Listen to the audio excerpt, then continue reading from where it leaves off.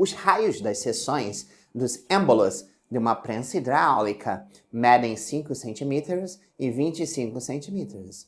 Se aplicarmos ao êmbolo menor uma força perpendicular de 40 newton, qual será a força exercida pelo líquido sobre o êmbolo maior? Olá, crianças! Eu sou o BF. Vamos lá, vamos resolver essa questão divina, maravilhosa. Com certeza cai direto isso em prova, em testes, em simulados, em vestibular, já caiu no Enem, envolvendo aí esse conceito muito importante no cotidiano da prensa hidráulica. Na verdade, a prensa hidráulica nada mais é do que uma aplicação do Teorema de Pascal, né? O Teorema de Pascal é o seguinte. Primeiro vamos falar das aplicações, tá? Antigamente, né, se seu avô aí, seu pai, tiver ainda um Fusca, pergunta para ele como é que é difícil você virar o volante de um Fusca. Quanta força você tem que fazer, principalmente se você estiver em baixa velocidade manobrando, né? Maior força para fazer isso. Agora você não precisa fazer mais. Nos carros modernos, tá? Hoje em dia é tudo direção elétrica, tá? Mas não conta. Mas o próximo passo da evolução foi a direção hidráulica. O que é direção hidráulica? Às vezes com um dedo você consegue girar o volante do carro. Ou só com a mão assim, já viu fazer isso? Papai e mamãe? Então, quando eles fazem isso, eles fazem pouquinha força. E mesmo assim eles conseguem girar a roda do carro, enquanto que no Fusca tu tem que fazer uma forção no volante para poder fazer esse giro. Outro exemplo, você chega no posto de gasolina, coloca o seu carro numa plataforma, o cara vai lá, começa a pisar assim num negocinho no chão e o carro começa a subir. Caraca, como é que o cara com a força do pé consegue fazer um carro subir? Ou então, por exemplo, um macaco hidráulico, né? Às vezes a gente precisa trocar o pneu do carro e aí às vezes a gente só lá, gira lá, faz uma forcinha lá e consegue levantar um carro que pesa 2 toneladas.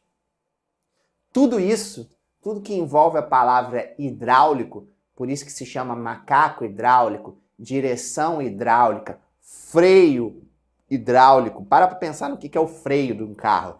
Você faz uma forcinha no pedal e você consegue transformar essa força numa força gigante para poder parar o carro, né?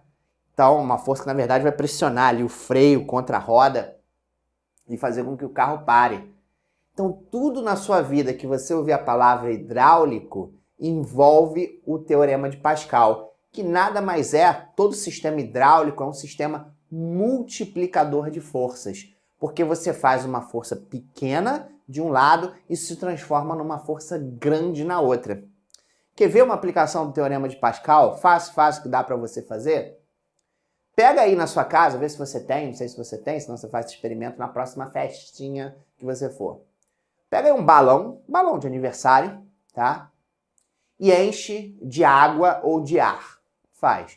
Porque água e ar são fluidos. O Teorema de Pascal vale para fluidos, tá? Claro que na água, como é mais densa que o ar, você vai conseguir ver isso com mais facilidade. Mas tudo bem, se não tiver aí um balão, quando você chegar no aniversário, faz esse experimento. Então enche o balão de água aí, fecha, tá aqui o balão, tá?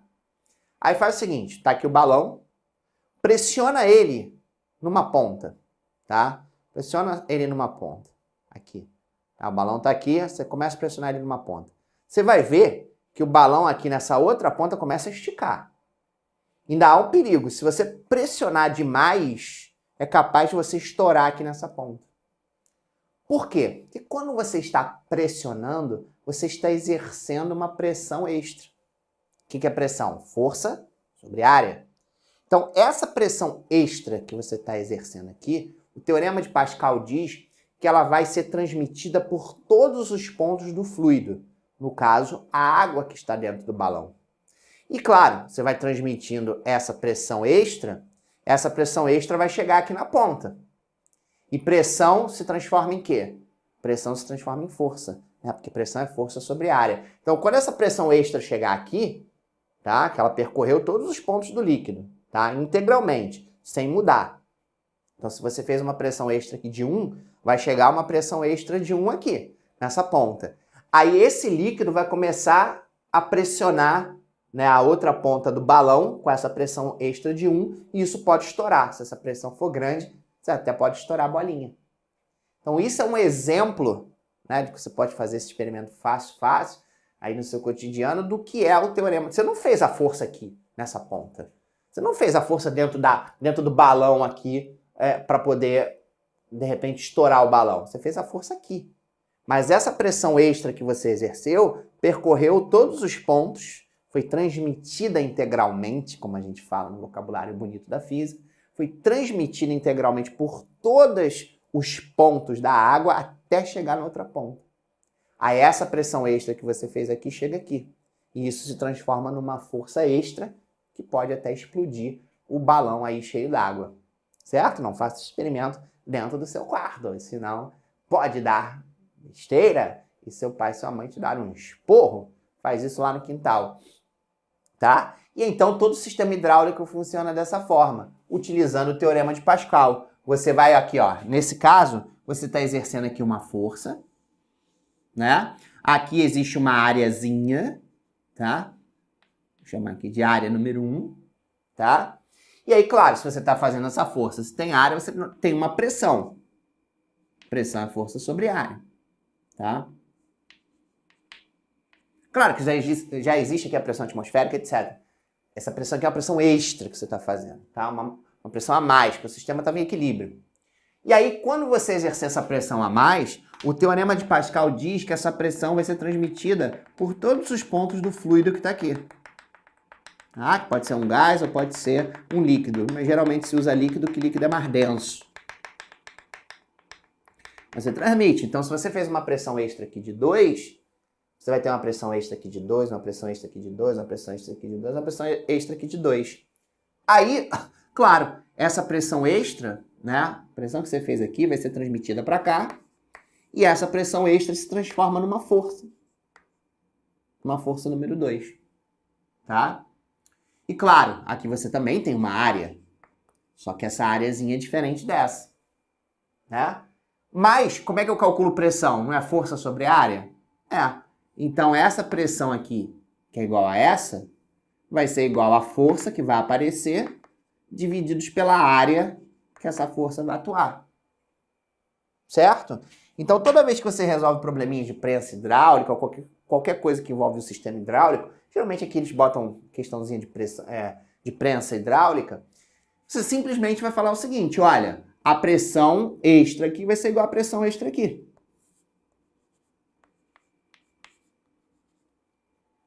O que é pressão? Força sobre área.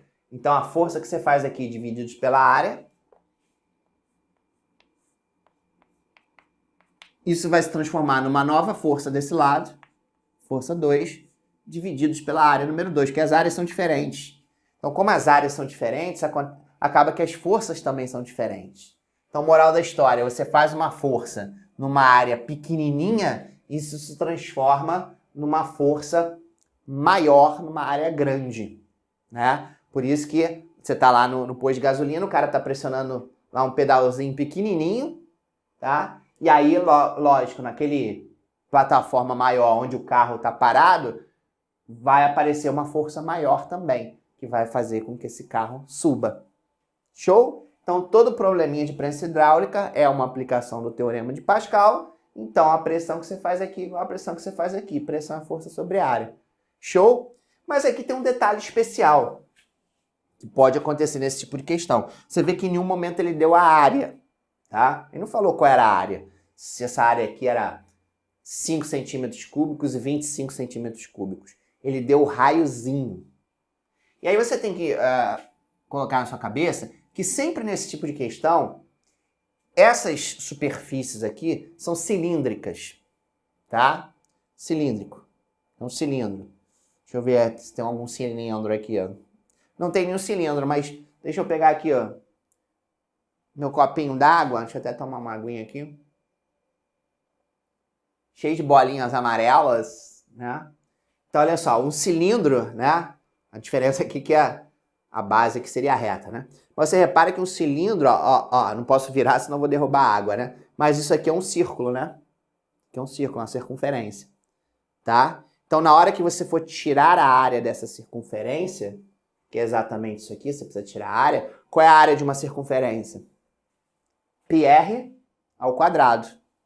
Então essas areazinhas aqui sempre, tá? Vão ser cilindros e a areazinha vai ser sempre πr ao quadrado. Ai, Befinho, tem que trabalhar com π. Não, pode ficar tranquilo, porque esse π vai cortar fora. Quer ver? Ó, então a força F que eu vou fazer aqui, tá? Divididos pela essa área número 1, que é πr1 ao quadrado, vai ser igual à força que vai aparecer lá do outro lado, que eu quero, divididos por πr2 ao quadrado. Olha que maneiro, o π vai embora, a gente não precisa se preocupar com ele. E pronto, agora a gente vai trabalhar com os raios. Muito cuidado, porque esse raio é elevado ao quadrado. Muitas vezes o pessoal erra, porque como a maioria das questões é com área, o pessoal não presta atenção, aí bota aqui 5 centímetros e bota 25, vai errar, tá? Porque, na verdade, quando você transformar essa área para calcular a área que é πr ao quadrado, você tem que elevar ao quadrado o raio. Mas aqui é bom porque você tem o raio de um lado e raio do outro, ou seja, a mesma grandeza física de um lado, a mesma grandeza física do outro lado da equação. Então a gente pode trabalhar em centímetros e centímetros numa boa, não precisa transformar isso para metros. Então qual é a primeira força que ele fez? 40, né? Então ele vai aplicar aqui uma força de 40 newton. Essa área menorzinha tem um raio de 5 centímetros, então 5 ao quadrado, eu vou botar assim se você não se incomodar. 5 vezes 5 é igual a força que vai aparecer do outro lado, divididos pelo raiozinho da área maior, que é 25 centímetros. Então, 25 ao quadrado é 25 vezes 25. Por que eu coloquei assim? Porque dá para simplificar, ó, bonitão aqui, ó. 5 divide por 5 dá 1, 25 por 5 dá 5, 5 por 5 dá 1, 25 por 5 dá 5, tá? Que aí fica fácil. Aí aqui 1 vezes 1 dá 1, 5 vezes 5 dá 25. Então fica... Agora a gente faz um faz um x da Xuxa, cruza.